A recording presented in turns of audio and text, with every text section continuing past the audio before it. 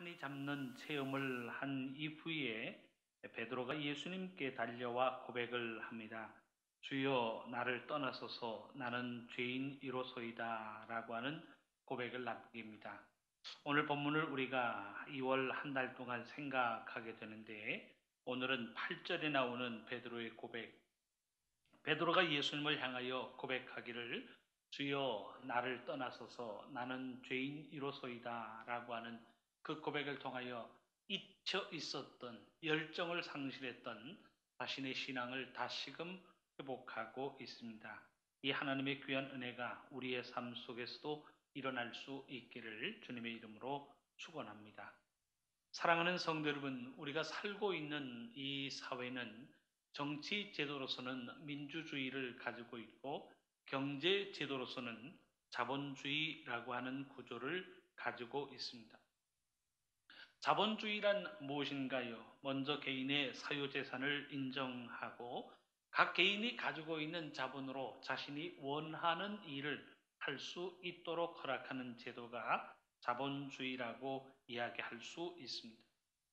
개인이 하기 어려우면 법인이나 혹은 회사를 세워서 경제 활동을 할 수 있는 제도, 누구든지 자신이 가지고 있는 자본을 가지고 자신이 원하는 일들을 자신의 계획을 따라 할 수 있는 경제 제도가 우리가 몸담고 있는 자본주의라고 이야기할 수 있습니다. 사회주의는 그렇지 않죠. 모든 계획, 공장을 세우는 일, 사람들에게 직업을 주는 모든 과정을 국가에서 관장하게 됩니다.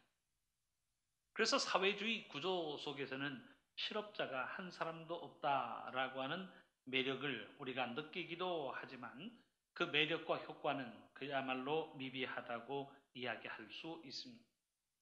내가 굳이 일을 하지 않아도, 내가 굳이 사업을 구상하지 않아도 국가가 나의 삶을 책임져 준다라고 하는 생각 속에서 사람들은 열심히 일을 하지 않는다는 결과를 가져옵니다. 반면에 자본주의의 분위기는 다릅니다. 자신이 원하는 일을 자신이 다 한다라고 하는 매력도 있지만 일한 결과 생겨지는 모든 이득을 자신이 다 차지할 수 있다라고 하는 것 때문에 사람들은 열심히 일합니다. 24시간 365일을 마다하지 않고 일을 합니다. 힘든 일이고 어려운 일임에도 불구하고 이것으로 인해서 내게 어떤 결과가 주어질까라고 하는 기대를 가지고 24시간 365일 힘든 일들을 감당하는 제도가 자본주의의 특징이라고 이야기할 수 있습니다. 내가 열심히 일을 해서 그 모든 결과를 내가 차지한다라고 하는 매력 때문에 사람들은 세계는 자본주의의 열풍을 이어가고 있습니다. 자본주의에 나타나는 부작용이 없는 것은 아닙니다. 성공한 사람은 부자가 되지만 실패한 사람은 가난으로 전락하고 맙니다. 시간이 지날수록 부자는 더 부자가 되고 가난한 사람은 더 가난해지는 빈익빈 부익부의 현상이 자본주의 하에서는 일어나게 됩니다. 세들라 체크라고 하는 경제학자가 이런 말을 하였습니다. 현대는 자본이라는 악마가 지배하고 있다라고 하면서 우리가 몸담고 있는 이 자본주의가 얼마나 사악하고 얼마나 깊은 위험을 가지고 있는가라고 하는 사실을 지적하고 있습니다. 그러면서 우리 그리스도인들이 이 자본주의 속에서 살아가고 있는 모든 그리스도인들이 마음속에 새겨야 할 말을 남기고 있습니다. 그는 이런 말을 남기고 있습니다. 경제적 세계관은 인간의 삶에 더 큰 영향을 미치고 있다. 현대에 이르러 경제는 우리의 사고방식과 행복, 자유를 관장하고 거역할 수 없는 막강한 힘을 가진 종교적 이데올로기가 되었다라고 그는 주장하고 있습니다. 그러니까 그의 주장대로 한다면 이제 사람들은 자본주의 구조 속에서 돈을 목적하며 돈을 위하여 살아가고 있다라고 하는 문제를 지적하고 있습니다. 어떻게 살까? 돈을 벌어야 살지, 돈이 있어야 살 수 있다고 생각합니다. 어떻게 행복할까? 돈이 있어야 행복하지. 돈이 있어야 행복할 수 있다고 판단합니다. 우리의 꿈과 계획을 어떻게 이룰 수 있을까? 돈이 없으면 불가능해 라고 하면서 모든 목적과 모든 수단과 방법을 돈이라고 하는 것에서 찾는, 그야말로 자본이 막강한 힘을 가지고 우리의 삶을 좌지우지하는 그러한 상태에 이르렀다는 사실을 이야기하고 있습니다. 이러한 구조 속에서 제가 목사로서 여러분들에게 던지고 싶은 질문이 있습니다. 우리는 자본주의라고 하는 구조 속에서 무엇을 얻고 무엇을 잃고 있는가라고 하는 질문입니다. 우리의 삶 속에 진정 있어야 할 것들, 그것을 가지고 있는가 아니면 빼앗기고 있는가. 우리의 삶의 생명적 관계를 위해서 우리가 가져야 할 것이 무엇인가, 꼭 필요한 그것이 우리의 삶 속에 간직되어 있는가라고 하는 질문입니다.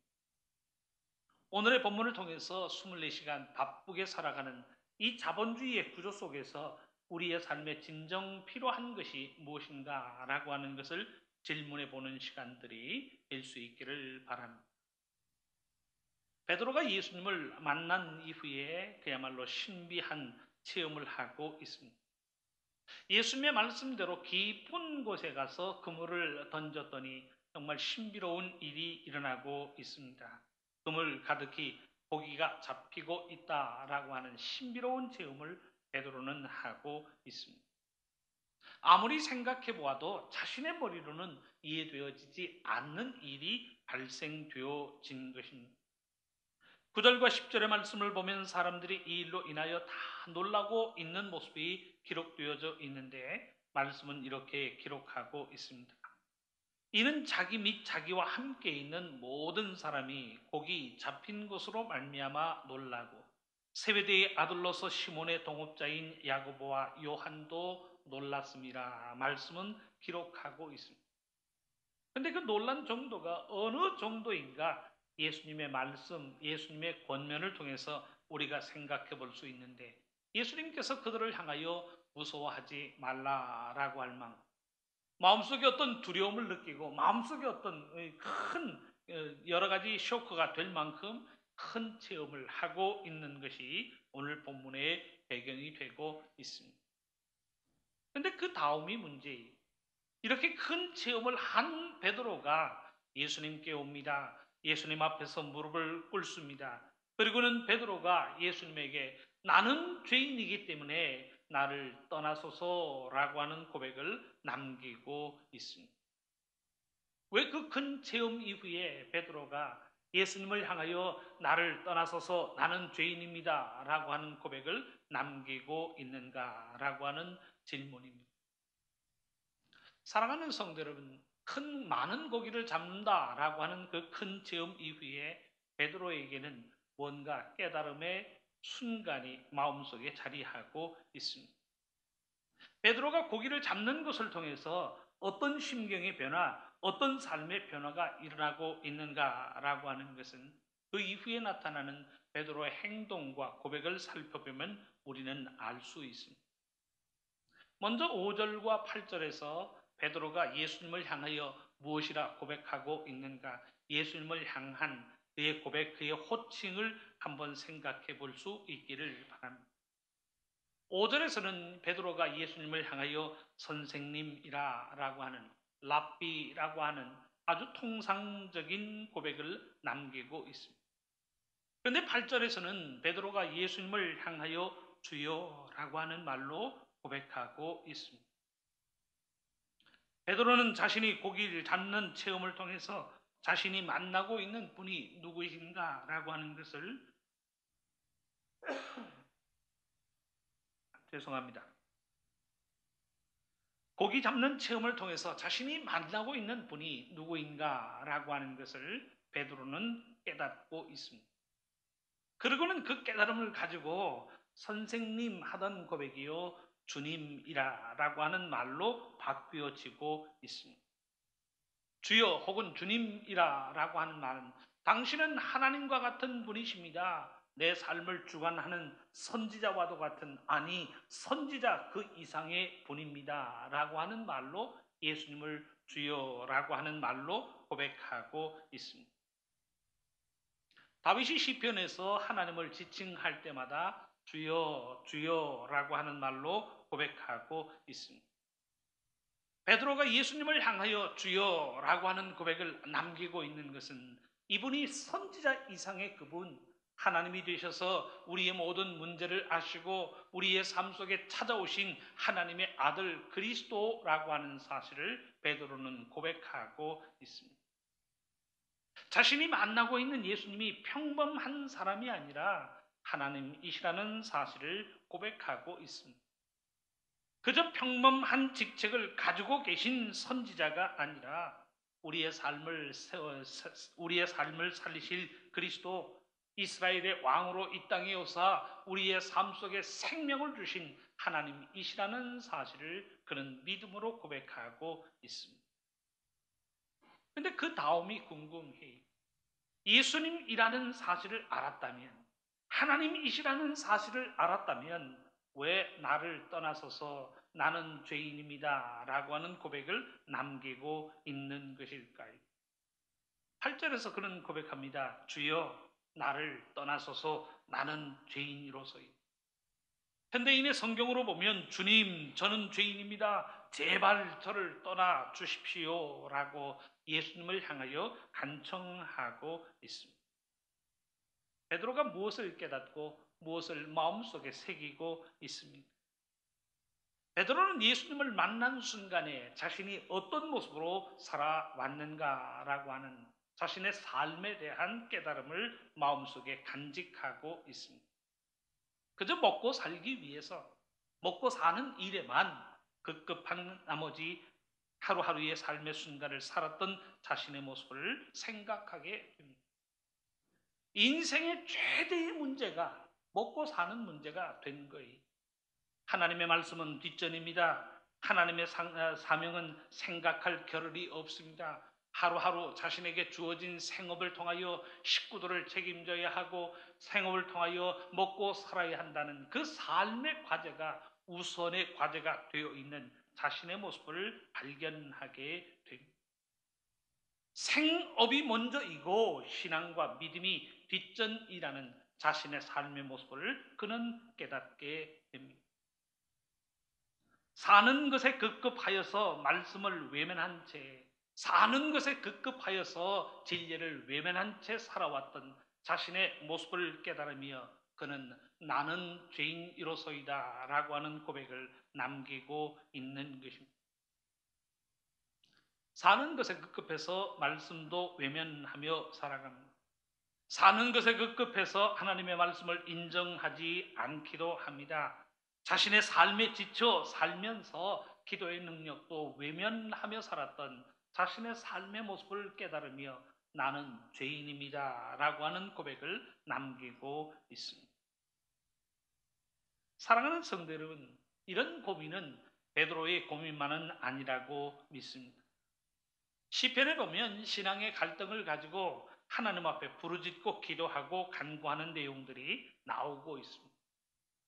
만일 우리들의 삶이 믿음으로 사는 사람들이 잘 살고 믿음으로 사는 사람들의 삶이 형통함으로 이어진다면 얼마나 좋을까요? 그런데 우리들의 현실은 그렇지 않잖아. 믿음으로 사는 사람들에게는 어려움이 임하고 세상 상식을 가지고 사는 사람들에게는 삶의 형통함이 일어납니다. 그러면 우리들의 마음에도 유혹을 받지 않을까요? 나도 저 사람처럼 편하게 살까? 나도 저들처럼 편하게 살면 얼마나 좋을까라고 하는 마음의 유혹을 받게 됩니다. 그런 신앙적인 고민이 시편에도 등장하고 있습니다. 시편 73편 1절에서 12절까지의 말씀을 제가 현대인의 성경으로 봉독해 드립니다. 본문이 길지만 그 내용 하나하나를 마음속에 새기는 시간들이 될 수 있기를 바랍니다. 말씀은 이렇게 기록합니다. 참으로 하나님은 이스라엘에 선을 베푸시며 그 중에서도 마음이 깨끗한 자에게 선을 베푸시는구나. 그러나 나는 발을 잘못 디뎌 거의 미끄러질 뻔하였으니 이것은 내가 악인들이 잘 되는 것을 보고 교만한 자들을 질투하였습니다. 그들이 일평생 아무런 고통도 없이 건강하게 지내며 다른 사람들과 같이 어려움을 당하거나 병으로 고생하는 일도 없으니 교만을 먹거리로 삼고 폭력을 옷으로 삼는구나. 그들의 마음은 악을 토하고 그들의 탐욕은 하늘 높은 줄 모른다.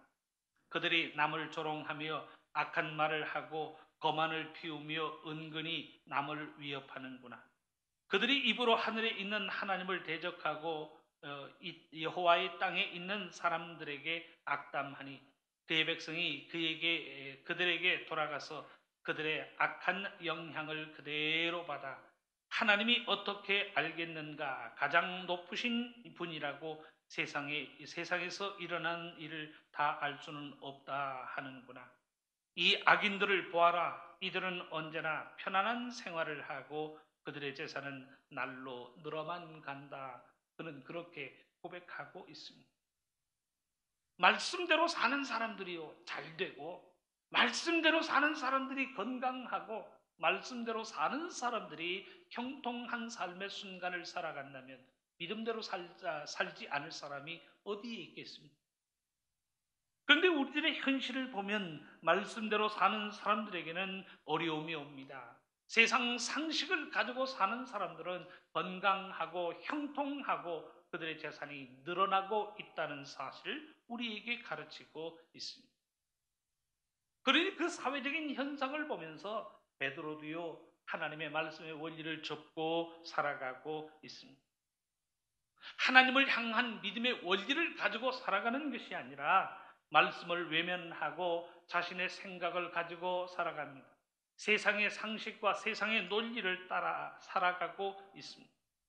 말씀대로 살면 자기만 손해보는 것 같고 하나님의 말씀대로 행하면 우리에게만 불리한 것 같아서 말씀 접고 기도 접고 신앙 접고 살아가는 것이 오늘 본문에 등장하고 있는 베드로의 모습이라고 이야기할 수 있습니다. 그런데 사랑하는 성도 여러분, 그 말씀 접고 살아가는 것이 베드로의 모습뿐일까요? 2017년을 살아가는 우리들의 모습은 다른가? 라고 하는 질문을 오늘 본문을 통하여 던져보게 됩니다. 사회에서 문제가 되고 있는 위장 드립도 우리들의 삶 속에서는 없는가라고 합니다. 사회에서 이러면 안 된다라고 하는 부동산 투기도 우리 그리스도인들의 삶 속에서는 찾아볼 수 없는가. 법적으로 제약을 받고 있는 탈세도 그리스도인들의 삶 속에 없는가라고 하는 질문을 던져봅니다. 다른 사람들 다 하는데 나만 하지 않으면 나만 손해볼 것 같고 나만 불이익을 당하는 것 같아서 우리도 세상 상식으로 살고 남들 하는 것처럼 살아가는 모습이 아닌가라고 하는 질문을 던져보게 됩니다. 다른 사람들 다 하는데 나만 안 할 수 없잖아요. 다른 사람 다 괜찮다고 하는데 나는 그리스도인이기 때문에 안 돼라고 한다면 나만 손해보고 나만 불이익을 당하는 것 같아서 나도 세상 상식으로 살아가고 세상 사람들이 하는 것처럼 생각하고 행동하는 우리들의 삶은 아닌가라고 하는 질문입니다. 나도 피해를 입어서는 안 되겠다라고 하는 생각 속에서 우리도 말씀을 접고 세상적인 경제 논리만을 가지고 살아가고 있는 모습은 아닌가라고 하는 질문입니다. 만일 그러하다면 우리의 삶 속에 어떠한 변화가 일어나고 있는가? 돈은 벌어도요, 믿음은 잃어가고 있는가? 돈은 벌어서 부유하게 될 수 있다라고 할지라도 우리의 양심이 무너집니다. 우리의 양심이 화인 맞은 양심이 되어서 그 어떤 하나님의 경고에도 깨달음이나 감각을 느낄 수 없다는 사실을 하나님의 말씀은 우리에게 경고하고 있습니다. 성경이 경고하는 화인 맞은 양심이란 어떤 양심인가요? 하나님의 말씀을 들어도요 깨달음이 없습니다. 깨달음이 있어도 나와 관계된 깨달음이 아니라 아무개가 들어야 하는 하나님의 말씀으로만 생각합니다. 마음속에 깨달음이 있어도 그것이 행동으로 이어지지 않는, 되게 하지 않는 심령, 그래서 하나님의 말씀에 대해서 듣기만 할 뿐이지 삶은 변하지 않는다는 모습을 보이고 있습니다. 그런데 베드로가 예수님을 만난 순간 내가 무엇을 위해서 살았던가, 내가 어떤 삶의 모습으로 살았던가라고 하는 자신의 신앙의 모습에 대한 반성이 일어납니다. 그저 반성만 일어나는 것이 아니라 내가 이래서는 안 된다라고 하는 믿음의 결단을 가지고 예수님 앞에 고백하고 있습니다. 주여 나를 떠나소서 나는 죄인이로소이다. 자신이 신앙의 원리를 외면하고 살아왔다라고 하는 사실을 시인하고 인정합니다. 하나님의 말씀대로 살지 못했던 죄인이라고 하는 사실을 예수님에게 인정하고 있습니다. 하나님을 믿는다라고 하면서도 하나님을 두려워하지 않고, 말씀을 믿는다라고 하면서도 그 말씀의 원리를 외면하고 살아왔던 자신의 삶의 모습을 예수님에게 고백하고 있습니다. 말씀을 들어도 말씀을 외면하고 믿음을 알고도 믿음을 외면하며 살았으니 자신은 죄인입니다. 예수님을 만나 하나님의 구원과 영생에 동참할 자격이 없는 사람입니다 라고 하는 고백 속에서 주여 나를 떠나소서 나는 죄인이로소이다 라고 하는 고백을 예수님께 남기고 있습니다. 제가 신학교에 다닐 때 설교학을 가르치셨던 교수님이 계셨습니다. 정장복 교수님이라고요. 지금은 호남신학교 총장으로 재직하다가 은퇴를 하셨습니다. 그분이 설교학을 가르치시면서 설교의 방법, 설교학의 이론 이런 것 이전에 설교자로서의 자세를 가르치시면서 저는 이런 훈계를 남겼습니다. 설교자가 가는 지옥이 따로 있다라고 그분은 그렇게 이야기했습니다. 설교자들이 가는 지옥은 보통 지옥, 우리가 알고 있는 지옥 물보다 7배나 더 뜨겁다라고 신학생들에게 강조하였습니다. 그 이유인즉슨 말씀을 선포하면서 그 말씀대로 살지 않은 설교자를 지적하면서 말씀을 가르치고 선포한 사람이 그 말씀대로 살지 못했기 때문에 보통 지옥보다 7배나 더 뜨거운 지옥불에 던져져야 한다. 그분은 그렇게 가르쳤습니다. 이 말을 다른 말로 교훈한다면요, 알면서도 행하지 않는 죄가 얼마나 큰가라고 하는 사실을 우리에게 지적하고 있습니다. 몰라서 행하지 못하는 것이 아니라 알면서도 그 말씀대로 행하지 않는 자들을 향하여 하나님의 말씀은 경고하고 있습니다. 야고보서 4장 17절의 말씀은 이렇게 기록합니다. 사람이 선을 행할 줄 알고도 행하지 아니하면 죄입니다. 내가 다른 사람을 때려야만 죄가 되는 것이 아니에요. 다른 사람의 물건을 훔쳐야만 죄가 되는 것이 아니라 하나님의 선을 행해야 할 줄 알면서도 그 말씀대로 살아가지 못합니다. 하나님의 사랑을 이루어야 할 줄 알면서도 그 사랑을 이루지 못하고 산다면 그 삶 자체가 죄라고 하는 사실을 말씀은 이야기하고 있습니다. 누가복음 12장 47절의 말씀은 이렇게 기록합니다. 주인의 뜻을 알고도 준비하지 아니하고 그 뜻대로 행하지 아니한 종은 많이 맞을 것이고, 그저 맞는다라고 하는 표현이 아니라 많이 맞을 것이요 라고 하는 말씀으로 기록하고 있습니다.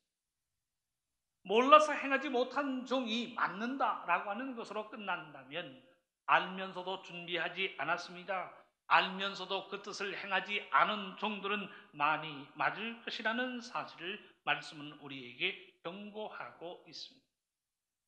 그래서 믿음 생활이라고 하는 것은 듣는 것으로 그쳐서는 안 되지요. 우리의 아는 말씀대로 살아야 합니다. 우리가 듣고 우리에게 선포되어진 말씀대로 생각하며 실천해야 합니다. 듣는 자가 복이 있는 것이 아니요 말씀을 듣고 행하는 자가 복이 있다라고 예수님 말씀하고 계십니다. 베드로가 이 사실을 아니, 내가 만나보니 예수님 당신은 우리의 삶의 주님이 되십니다. 그런데 주님, 내가 하나님의 말씀대로 살지 못했습니다. 내가 하나님의 말씀을 접고 살았습니다. 내가 하나님의 자녀요 하나님의 백성임에도 불구하고 말씀을 접고 신앙을 접고 그저 먹고 사는 일에 분분했던 자신의 모습을 깨달으며 예수님에게 나를 떠나서서 나는 죄인이로소이다 라고 하는 고백을 남기고 있습니다. 분명 베드로는 예수님을 만나서 자신의 죄를 고백함으로 인하여 믿음을 회복하고 있습니다. 자신이 죄인이라고 하는 사실을 고백하면서부터 자신의 믿음을 새로이 시작하는 베드로의 이야기가 오늘 본문에는 기록되어지고 있습니다. 감히 하나님에게 나설 수 없는 죄인임에는 분명하지만 하나님의 은혜를 누릴 수 없는 자격이 없는 사람임에는 분명하지만 자신의 죄를 고백하면서 자신의 영성을 회복하고 자신의 믿음을 회복하고 있는 모습을 베드로는 본문을 통해서 우리에게 보여주고 있습니다. 사랑하는 성도 여러분, 참된 인생의 시작이 어디에서부터 시작될까요? 하나님의 말씀에 교훈대로 한다면 우리의 마음속에 신앙이 회복되어질 때 참된 인생의 순간이 시작되어진다는 사실을 가르치고 있습니다. 우리의 삶 속에서 믿음을 찾아볼 수 없다면 그가 아무리 유능하고 그가 아무리 똑똑하고 그가 아무리 많은 소유를 가지고 있다라고 할지라도 참된 인생의 순간을 살아갈 수 없다는 사실을 말씀은 경고하고 있습니다. 하나님께서 인생을 창조하실 때 무엇을 따라 창조하셨나요? 하나님의 형상을 따라 창조하고 계십니다. 말씀에 분명히 하나님의 형상대로 하나님께서 사람을 창조하실 때에 남자와 여자를 창조하셨다. 남자도 하나님의 형상대로 여자도 하나님의 형상대로 창조되었다는 사실을 이야기하고 있습니다. 하나님의 형상대로 창조되었다라고 하는 사실은 무엇을 의미합니까? 우리가 하나님을 알고 하나님과 영적인 관계를 이룰 때에 참된 인생의 모습을 가질 수 있다는 사실을 우리에게 가르치고 있습니다. 소유를 많이 가져서 인간답게 살 수 있는 것이 아니에요. 지식이 많다라고 인간답게 살아갈 수 있는 것이 아닙니다. 하나님께서 지으신 인간으로서의 아름다운 삶을 살아가기 위해서는 반드시 하나님과의 영적인 관계가 필요하다는 사실을 우리에게 교훈하고 있습니다. 그 하나님과의 영적인 관계를 이룰 때에 인생은 아름다운 인생으로 살아갈 수 있다는 사실을 말씀은 가르치고 있습니다.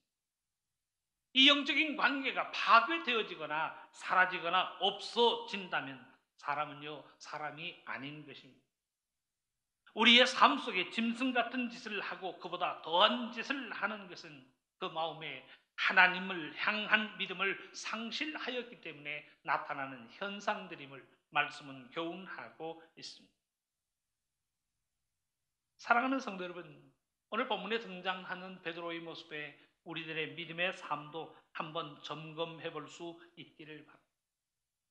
자본주의 구조 속에서 돈이 근본이 되고 있는 이 구조 속에서 우리들의 믿음은 무엇을 향하여 나아가고 있는가? 본문의 말씀을 통해서 점검해 볼 수 있기를 바랍니다. 먹고 사는 것이 너무나도 힘들고 먹고 살기 위해서 우리의 신앙을 접고 우리의 양심을 접고 말씀을 접고 살아가는 우리들의 삶은 아닌가요? 하나님의 말씀은 절대 그래서는 안 된다는 사실을 우리에게 경고하고 있습니다. 하나님의 말씀을 만나 우리들의 믿음이 회복되어져야 합니다. 하나님을 향한 우리들의 믿음의 열정이 회복되어져야 합니다. 하나님을 향한 우리들의 믿음의 순수함이 회복되어져야 합니다. 그 믿음이 회복되어질 때에 우리는 하나님의 백성, 하나님의 도구, 세상의 빛과 소금으로 하나님의 영광을 위하여 살아갈 수 있는 것입니다. 이 믿음을 회복하는 우리들의 삶이 될 수 있기를 바랍니다. 하나님을 향한 우리들의 믿음이 회복되어져서 우리를 향하신 하나님의 뜻과 목적을 이루며 살아가는 우리 모두의 삶이 될 수 있기를 주님의 이름으로 축원합니다.